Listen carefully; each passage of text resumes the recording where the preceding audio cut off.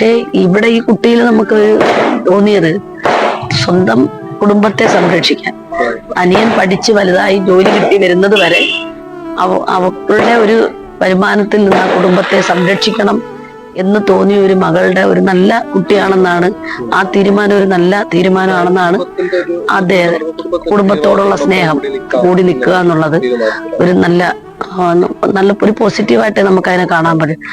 മോനെ കുട്ടിയെ എന്റെ മോൻ താണ്ട കിടക്കുന്നേ, എന്റെ മോനാമ്മ കിടക്കുന്നേ എന്ന് പറഞ്ഞ് അവനവിടെ നിലവിളിക്കുന്നേ ഉണ്ടായിരുന്നു. ഒന്നും പറയാനില്ല. ഉത്സവം നടക്കുന്നുണ്ട്, അത് ആരും ശ്രദ്ധിച്ചില്ല. ഇവിടെ ആരും എല്ലാം വിജയനായി കിടന്നത് ആർക്കും ഒരു സഹകരണമല്ല അവർക്ക്. അങ്ങേരം പിന്നെ വന്ന എന്താ ഏതാന്ന് ചോദിക്കും. അല്ലാതെ പയ്യനെ കൊച്ചിലെ ഞാൻ കണ്ടതാ.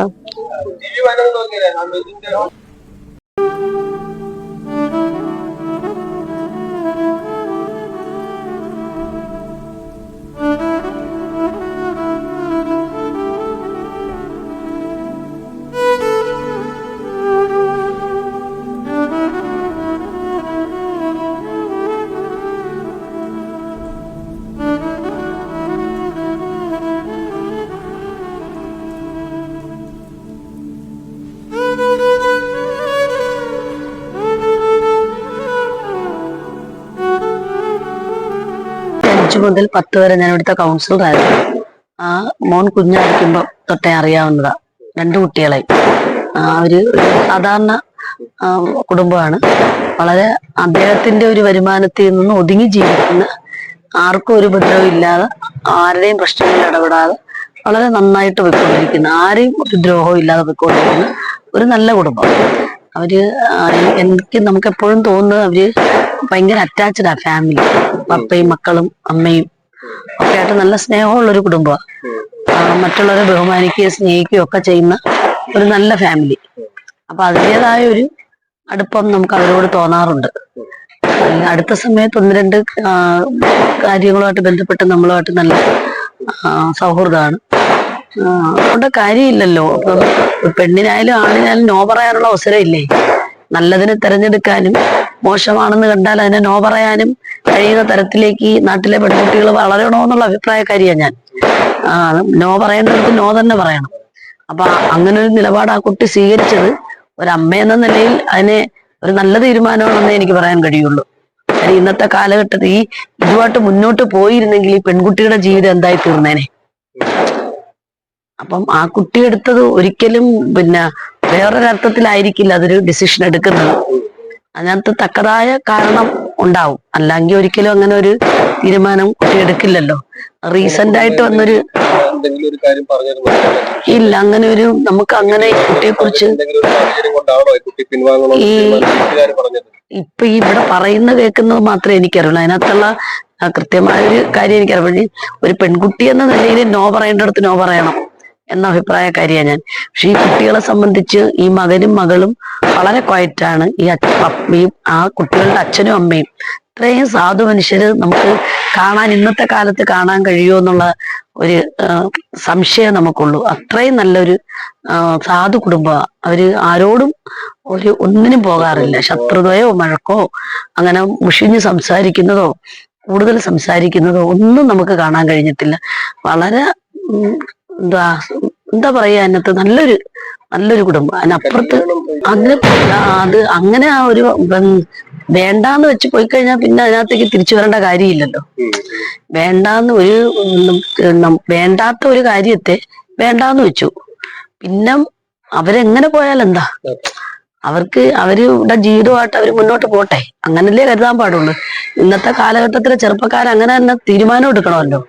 നമ്മൾ ഏത് കാര്യത്തെയും പോസിറ്റീവായിട്ട് കാണാൻ കഴിയുന്ന തരത്തിലേക്ക് നമ്മുടെ യൂത്ത് മാറണമല്ലോ. അത് എന്തെങ്കിലും ഒരു കാര്യമില്ലാതെ ഒരിക്കലും ഒരു പെൺകുട്ടി ഒരു നിലപാടെടുക്കില്ല.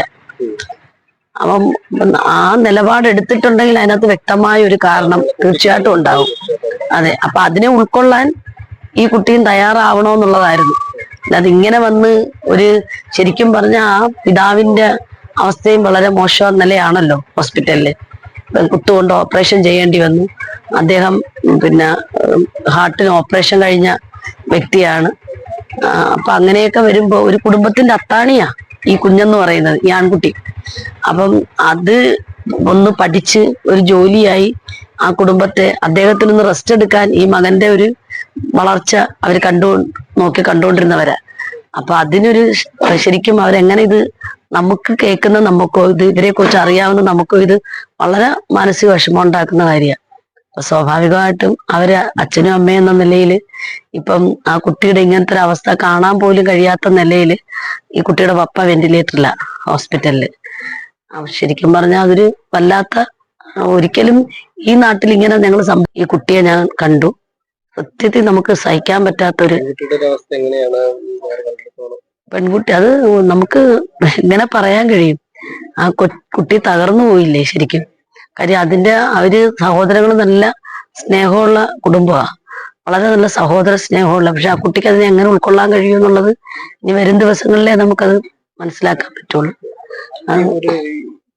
വീട്ടുകാരെയും കൂടെ ഇറങ്ങി അങ്ങോട്ട് നോക്കും. അപ്പൊ നോക്കുമ്പോ എന്തുവാ, ഈ ആ ഫ്രണ്ട് വീട്ടിലെ അവരുടെ അച്ഛനും അമ്മയും ഒച്ചയായിട്ടൊന്നുമില്ല, അവർ നിലവിളിക്കുന്നുണ്ടായിരുന്നു. അവർ രണ്ടുപേരും ഭയങ്കരമായിട്ട് നിലവിളിക്കുന്നുണ്ടായിരുന്നു. അപ്പൊ അച്ചായൻ ഷർട്ടൊന്നും ഇട്ടിട്ടില്ല, അച്ചായന്റെ ദേഹം മൊത്തം ബ്ലഡായിരുന്നു. അവരും ഉണ്ടായിരുന്നു. ഈ റോഡിൽ ഇങ്ങനെ നിൽക്കുന്നു. കഥ അങ്ങോട്ട് നോക്കുമ്പോഴത്തേക്ക് അവർ പറഞ്ഞു, അയ്യോ എന്റെ മോൻ കിടക്കുന്നത്, എന്റെ മോനെ താഴെ കുത്തിയിട്ടേന്ന് പറഞ്ഞിട്ട് നമ്മുടെ ഈ റോഡിന്റെ ഔട്ട് സൈഡ് ഈ മതിലിന്റെ മൂലയ്ക്ക് ആ പയ്യൻ കിടക്കുന്നതാണ് കാണുന്നത്. ആ ബ്ലഡ് കമന്ന് കിടക്കുകയായിരുന്നു.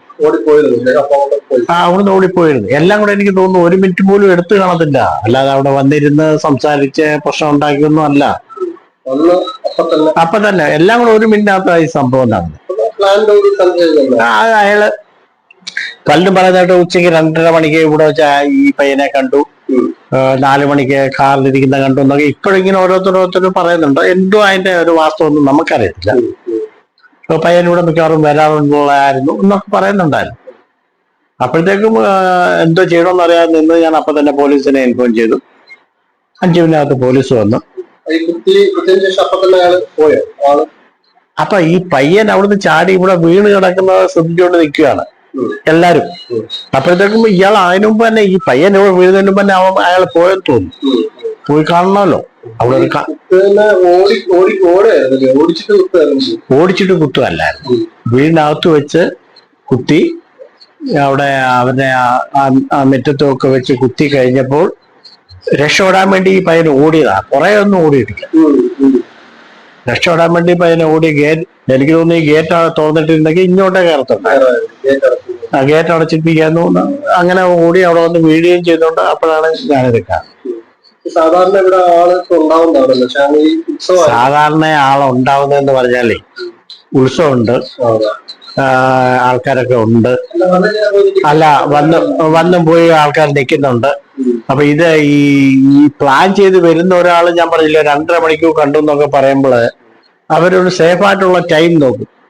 റോഡിൽ ആരും ഇല്ലാത്ത സമയം, അവിടുന്ന് ഇവിടുന്ന് ആൾക്കാർ വരാത്ത സമയം എല്ലാം നോക്കിയിട്ടായിരിക്കും കയറി ഇത് ചെയ്യുന്നത്. എല്ലാം കൂടെ 1 മിനിറ്റേ ആവുന്നു. അപ്പൊ പോലീസ് 5 മിനിറ്റിനകത്ത് പോലീസ് വന്നു. പക്ഷെ ഒരു ആട്ടോ വിളിച്ചോണ്ട് വന്നു. ആട്ടോയ്ക്കകത്തേക്ക് എത്തി ഹോസ്പിറ്റലിൽ കൊണ്ട്. അപ്പോഴത്തേക്ക് ഓരോരുത്തർ അറിഞ്ഞറിഞ്ഞ് വന്നു. അപ്പൊ ഒരു 1/2 മണിക്കൂർ കഴിഞ്ഞോ മനസ്സിലായി, പോലീസുകാർ തന്നെ പറഞ്ഞു പയ്യൻ മരിച്ചു പോയെന്ന് പറഞ്ഞു. അത് ഞാൻ അറിഞ്ഞത് ആദ്യം അച്ഛനെ കുത്തുന്നതെന്നാണ് അറിഞ്ഞത്. അപ്പൊ ബഹളം കേട്ടോണ്ട് ഈ പയ്യൻ മുകളിൽ നിന്ന് കണ്ട് ഇറങ്ങി വന്ന. കാരണം എന്ന് പറഞ്ഞാൽ ഈ പയ്യനും ഷർട്ടൊന്നും ഇട്ടിട്ടില്ല, ഈ അച്ഛനും ഷർട്ടൊന്നും ഇട്ടിട്ടില്ല എന്ന് പറഞ്ഞാൽ വീട്ടിൽ ഇരിക്കുന്ന ആ സമയമാണ്. അപ്പൊ അന്നാണ് പറയുന്നത്, എന്തോന്ന് നമുക്ക് അറിയത്തില്ല.